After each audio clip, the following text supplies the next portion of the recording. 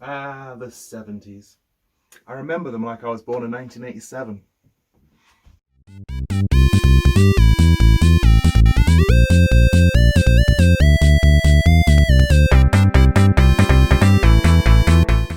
Hey guys, my name is CODENAMEBIGBEAR, Stuart if you want to call me by my first name. Welcome to the Bear's Den. Today we are going to be talking about Serial Cleaner. This is a really cool game. It came out in 2017, I think, on Steam. But I've been playing it a lot in the last 8-9 months or so, and I've absolutely been loving it. So I've decided I'm going to talk to you about it today. So, shall we get into it? So what is Serial Cleaner? Serial Cleaner is basically you play a character called Robert Powell, who cleans up murder scenes, whether it's for the mob or for potentially a serial killer that is actually out there calling him up to clean up his mess. You don't know until you play the game. But it's a really, really cool game. It's kind of a top-down view where you with a really stylized look. Everything kind of feels like 70s. 70s has got that muted colors. There's references to all sorts of things going on as well, like the Muhammad Ali, Joe Frazier, Rumble in the Jungle fight, which if you are old enough, you might remember the Will Smith film kind of going on about it. If you don't know, give it a little Google. One of those. But this game is set in the 70s, as I said, and it's got lots of references to that time, and it's very, very cool. The story is told out basically through the eyes of the cleaner. You start off in this area, you got to pick up a body, chuck them in your car, off you go and pick up some evidence on the way at the same time.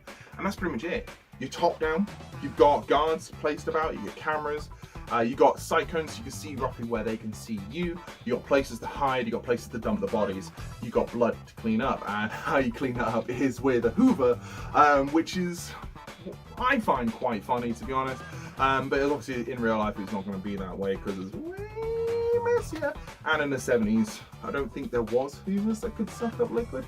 There might have been, I don't know. Either way, so the story of this game.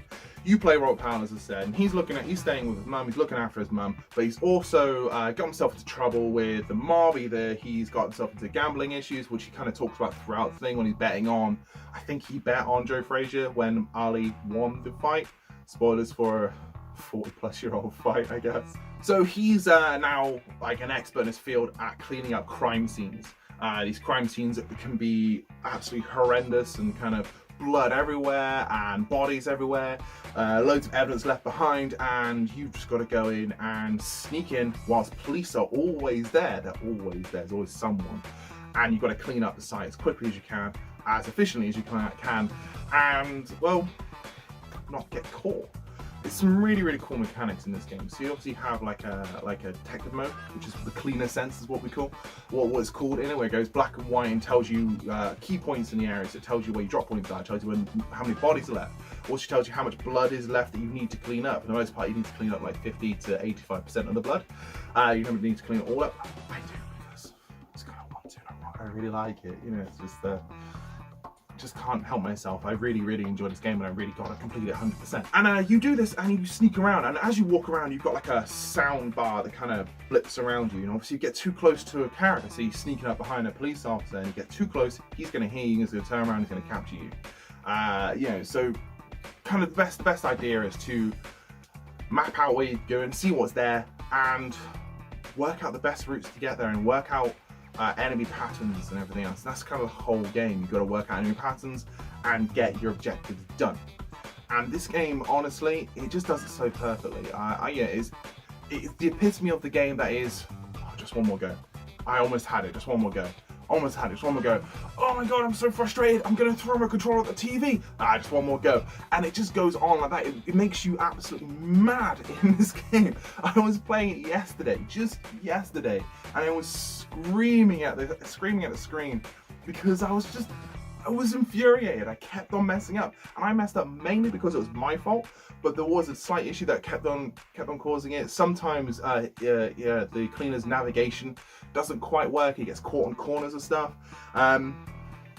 which isn't ideal, obviously, but it does happen, and you will get caught. But again, because the levels are very short and they're designed so well, it's not really too much of an issue, you know, so you're just going to continue playing on as best you can. There are some really cool things and cool extras with this game as well. So as you're playing through these levels, you have film reels and magazines to find, as well as doing your missions at the same time.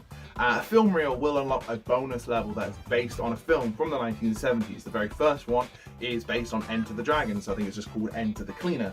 And these levels can be really difficult because they have like certain patterns that don't quite gel, you know. So for instance, you might be thinking, oh, that's the quickest way to get to the body drop, but it might not be the easiest way to get there. Another one later on that you'll be playing, the walls just move. Every time you load back into the game, or you fail, you load back in, certain things are going to change. Walls are going to disappear, or doors are going to be open. It's going to mean these guards can come and get you a little bit easier. Bodies move all the time. They're never in the same place every single time you play this game as well. So you can't always kind of coast on that, I suppose. You really have to think about it for each and every level. The bodies will change, the areas will change, the guard placement's pretty much always the same, and the type of guards you get, but certain elements are going to change and make it harder for you to play in this game as well. But you also unlock costumes as well. And so I'm going to just kind of again go back to the Enter the Dragon one. If you complete that one, you find that costume, the level that unlocks that one, you get Bruce Lee's awesome yellow suit, the one that inspired well, the Kill Bill suit, I suppose. You get this, and you're just running around with that, and it looks so cool. And there's so many others as well. You might see it on the screen, I don't know.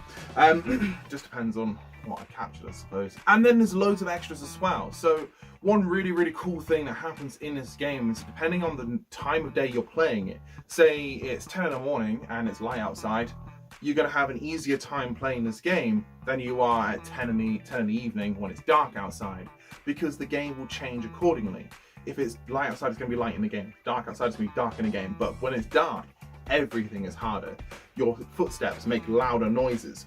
You know, everything's quieter. So the guards will be able to see and find you a little bit easier, so everything's a little bit harder that way. You can add challenges to these games as well, just in light mode or in dark mode. It doesn't matter, but you can add challenges where you have no vision cones, you have no cleaner sense, or your character is drunk, so everything's kind of wobbly and you can't quite see everything clearly. You can do it with no hide spots, and believe me, hide spots are the most useful thing in this game. If you are being chased, you can just jump into one, and even if they saw you do it, they're just going to ignore you. You can turn that function off. This game is very difficult and very fun, and it's an absolute blast. I've had so much fun playing Serial Cleaner. It's a game I've been eyeing up for a few years now. Like I said, it's been out on Steam since 2017. I didn't even know it was on Steam at all. I don't really use my PC at all. I know I've done a couple of games on review on it, but I don't use a PC. I just don't. Consoles, all for me. It came out on Xbox Game Pass. I think it was out on Xbox Game Pass early in the year. It's no longer on it, which is a bit of a shame. But it is on Switch, it's on PS4 and Xbox, and the PC. It's available everywhere.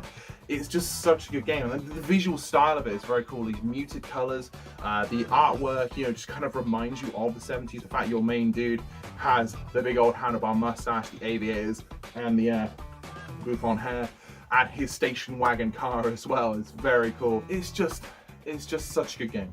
I honestly, like, there's so many references, there's so much love towards pop culture as well, including things like Monty Python all the way through to A Clockwork Orange. So that's a bit of a contrast there, but they are so good and so well implemented. It's just fully 100% worth playing this game. So Serial Cleaner, as a game, I thoroughly enjoyed it, as I said. Yeah, all these extra modes, all these extra difficulties, these things I just kind of discovered whilst playing it as well, and finding out the little bits about it, finding out that there was reels I could find, there's magazines I could find, and how to find them, how to you know, add the extra hardness to the games for yourself and challenge yourself in a different way. Because once you kind of got it down, you have a rough idea how to just kind of 100% each level as you go, but you can change this up and really kind of bring a challenge to yourself. Graphically, as I said, it's great. The music is so funky. It's like, there's the best way to describe it. It's a funky track. It's just got this kind of like 1970s bass going on the entire way through it. It reminds me of like Isaac Hayes' Shaft, but it's nothing like that, even though it kind of is. if you listen to it, hopefully it'll make sense. I don't know, but it is a fantastic part of this game as well. And as a whole, I think I'm going to give this game an 8.5 out of 10 because it's just so much fun and it's just genuinely worth everybody's time. If you find it on sale, pick it up. I did. I think I picked it up for like £5. I think £17.99 normally. I don't know, but definitely worth picking up and checking it out anyway. So that's it, guys. What do you think of Serial Killer? Have you played this game? Yeah, let us know if you know in the comments down below as well. Obviously, you know, if you enjoyed this game and enjoyed this video and everything else we do here at Respawning, give us a like, share, subscribe, comment, do all that kind of thing for us as well. That'd be really fantastic of you. But otherwise, hope you have a great day and be nice to each other, yeah?